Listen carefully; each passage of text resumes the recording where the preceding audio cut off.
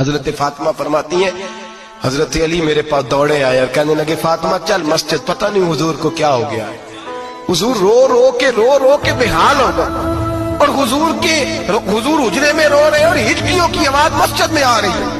چل ذرا چل کے حضور کی بات دیکھ کیا ہوا ہے، ہماری کو طاقت نہیں اندر جانے کی۔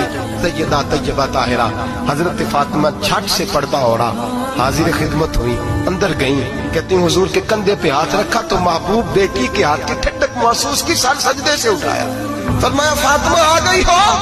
حضور آئی، فرمایا چل بیٹی تو بھی ہاتھ اٹھا اور میری امت کی بیٹیوں کے لیے دعا مانگ، چل تو بھی ہاتھ اٹھا میری امت کی بہنوں ماؤں کے لیے دعا مانگ۔ محبوبہ کیا ہوا؟